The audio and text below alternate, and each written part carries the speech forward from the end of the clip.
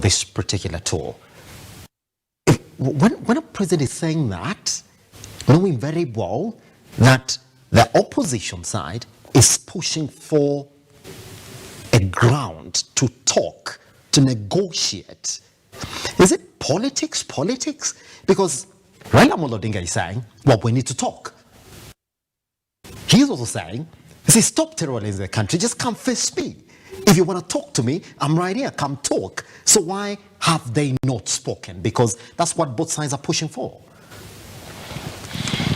It's an issue of resolve. Yes.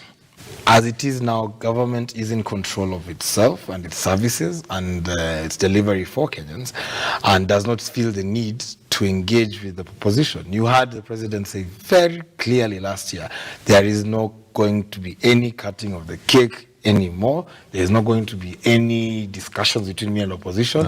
Let them stay on their side and deal with the consequences of losing an election, and give us a strong opposition.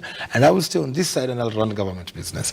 He is the same person who is now turning around saying, you can come face me and not terrorize Kenyans, which is an opposing message from what he said last year.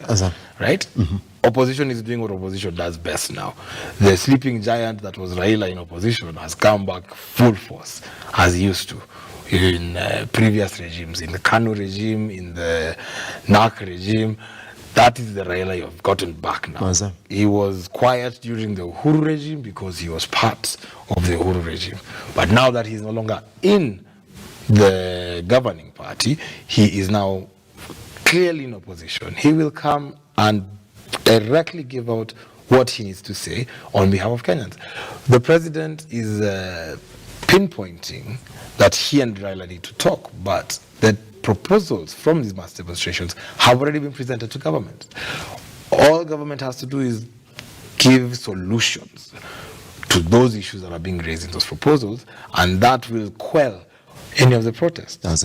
Right? Mm-hmm. Making it a personal vendetta between him and Raila takes away from the fact that there are hundreds of thousands of people on the streets trying to find a way to get their voices heard.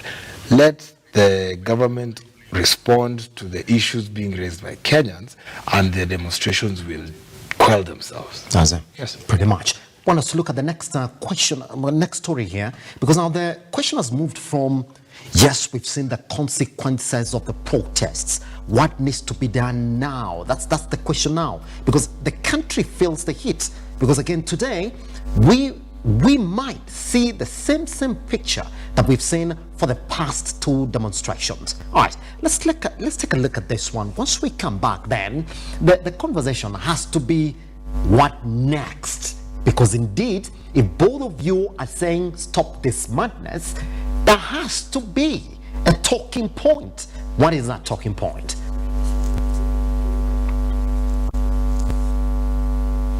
And we want to ask those rich and powerful people to know that getting property is a difficult thing.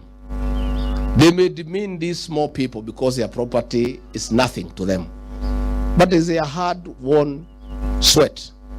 They should respect the property of the ordinary Kenyans. So as you plan your demonstration tomorrow, as you plan to destroy property, know that the government will protect life and property tomorrow in Nairobi and in other towns. And if you check, you people of the media, I have seen you carry a lot of narrative on property of the rich, which is also okay, because they too require protection and they must be protected. And nobody should destroy anybody's property, whether you are rich or ordinary. But I also want you to take time to tell us the story of the church that was burned in Kibra. Tell us the story of the mosque that was destroyed in Kibra. Tell us about the supermarket whose goods for 20 million were looted. You guys of the press are quiet when the property of ordinary people is being looted and destroyed. But when something for one single ordinary rich person is touched, you are all over the place. We are saying you should cover both. Nobody should destroy property, either from the rich or the poor. All property must be protected. but we want to see fairness. Tell the people of Kenya all the story of the supermarket that lost 20 million. Azai, you hear him say, go right ahead with your protests. But what is CS Kindiki saying? No protests. What is the governor of Nairobi saying? No protests. What is the police force saying? Illegal. What are we seeing? That's what the Daily Nation was asking this morning. That is there a split within the Ruto camp on where they stand when it comes to these protests?